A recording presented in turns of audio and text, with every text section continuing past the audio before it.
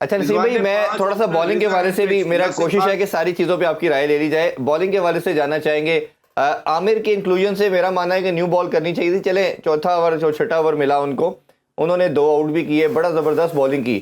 इमाद अभी तक dressing room में बैठे हैं, उनको कोई मैच नहीं दिया गया, 3 मैचेस गुजर चुके हैं। आपने तो इन प्लेयर को मैक्सिमम मैचेस देने थे। एक तरफ रोटेशन पॉलिसी की बात करते हैं, एक तरफ स्टेटमेंट मैनेजमेंट देती है कि हमने मैक्सिमम इनको अपॉर्चुनिटी देनी है बिफोर वर्ल्ड कप ताकि प्रिपरेशन अच्छी हो। तो ये दोनों चीज़ों में बड़ा अच्छा खासा कॉन्ट्रडिक्शन नज़र आ रहा है। और इन दोनों प्लेयर को अगर आपने इंक्लूड कर लिया है अपने स्क्वाड में और खिला नहीं रहे, इसको कैसे देखते हैं आप?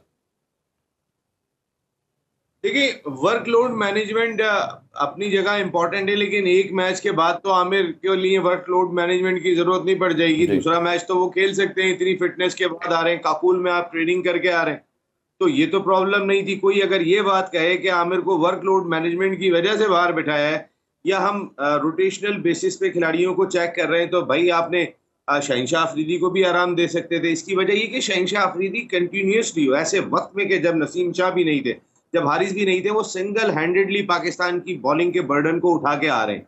हम्म। और वो बर्डन उनकी अब परफॉर्मेंस पे शो भी हो रहा है, क्योंकि आपके मेन बॉलर थे नहीं, और सारा जोर उस वक्त शाहीन शाह अफरीदी कितना जितना था वो लगा रहे थे। अब कितना लग रहा था वो आप बेहतर समझते हैं। जी।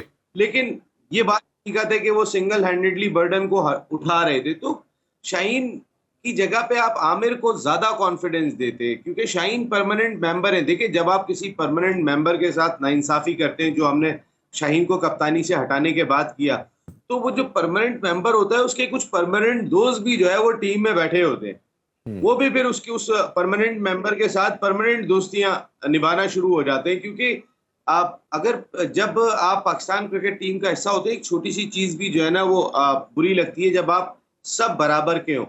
अच्छा, अब जो सबसे प्रॉब्लम दिखाई दे रही है, देखिए वहाब रियाज बहुत सुलझे हुए आदमी है, वहाब रियाज बहुत डिसेंट शख्सियत है, लेकिन वहाब रियाज क्या उस स्टेचर पे इस वक्त जाके पूरे उतर रहे हैं जितनी बड़ी बड़ी उनको जिम्मेदारियां दी गई हैं। और खास तौर पे मैं जो बात कह रहा हूँ वो ये कि वहाब रियाज इस मौजूदा लॉट के साथ बहुत क्रिकेट खेल चुके हैं। जी। जब आप ड्रेसिंग रूम एक साथ शेयर कर चुके हो, तो आपकी दोस्ती का माहौल तू तड़ाक वाला होता है। यार तू ये कर ले, यार तू तू तू देख ले, यार उसको जाके जरा कर ले। लेकिन जब आप सीनियर मैनेजर बन के जाते हैं, आप टाई लगाने के बाद जाते हैं, तो आपकी एक्सपेक्टेशन होती है सब आपसे आप करके बात करेंगे, सब आपको जी सर करके बात करेंगे, क्योंकि अब आपके पास ओहदा और जिम्मेदारी ऐसी है। जी। बहुत सारे खिलाड़ी मजबूरी में कर रहे होते हैं, जैसे मैंने कहा ना, वो मजबूरी में कर रहे होते हैं, उनकी परफॉर्मेंस ग्राउंड में अफेक्ट कर रही होती है।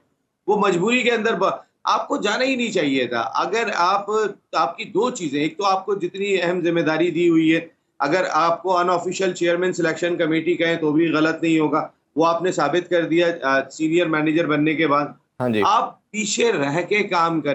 अगर आप उसी लॉट के साथ जाके उसको समझाने की कोशिश करेंगे, आपका पैगाम बाहर से जाना चाहिए, इम्प्लीमेंट करवाने वाले लोग दूसरे होने चाहिए।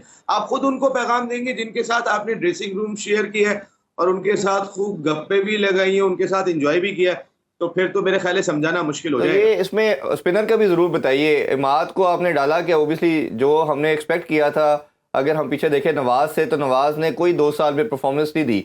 शायद मुझे लगता है कि क्रिकेटर तो वो अच्छे हैं, बट उनका कोई मेंटल ब्लॉक का मसला है, मेंटली वीक है। और जब वो क्रूशल मोमेंट आती थी, पाकिस्तान को उनकी वजह से मैच हारना पड़ा। तो इमाद की जो सबसे बड़ी स्ट्रेंथ थी वो यही थी कि मेंटली बड़ा स्ट्रांग है, तगड़ा खिलाड़ी है। अब उसको ना खिलाना, डगआउट में बिठाई रखना, ये कैसा है? और बाकी जो स्पिनर है, शादाब की बॉलिंग अगर देखें, अबरार ने एक मैच में अच्छी बॉल की, लास्ट मैच में चैपमैन ने उनकी भी अच्छी खासी धुलाई की। तो ये स्पिनर हमारे जो हैं कोई खातर खा परफॉर्मेंस नहीं दे पा रहे। और जो वेस्ट इंडीज़ की विकेट्स की बात करें या यूएई की, जो मुझे इन्फॉर्मेशन आई है, वो भी सम हाउ स्लगिश पिचेस हैं, स्पिनिंग ट्रैक ही होंगे। फास्ट बॉलर के लिए तो शायद इतनी मदद ना मिले। तो ये हमारा जो स्पिनिंग डिपार्टमेंट का लॉट है, इसको कैसे देख रहे हैं आप? देखिए, अबरार बुरा बॉलर नहीं है। कल तो मैं आपको खुद बता रहा हूँ, मुझे शायद बाबर की कप्तानी समझ में नहीं आई, और ना बॉलर्स की बॉलिंग समझ में आई। फील्ड कहाँ ली हुई थी, बॉल कहाँ कर रहे थे आप एक चैपमैन की वजह से हमारे सारे चैंपियन जो है ना वो दरबदर होते हुए दिखाई दिए थे। बॉल इधर कर रहे हैं, फील्ड उधर ली हुई है आपने, तो वो तो समझ ही नहीं आ रहा था कि किस अंदाज से हमें पिटाई हो रही है।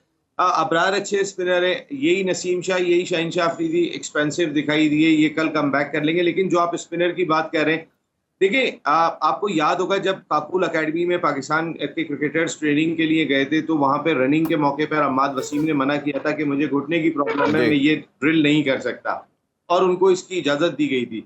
अम्माद फर्स्ट चॉइस होने चाहिए थे आपके, शादाब फर्स्ट चॉइस नहीं होने चाहिए थे आप। खेलों से रिलेटेड तमाम अहम खबरें और अपडेट जानने के लिए सुनो न्यूज़ के यूट्यूब चैनल को भी सब्सक्राइब करें और बेल आइकन को क्लिक करना मत भूलिएगा।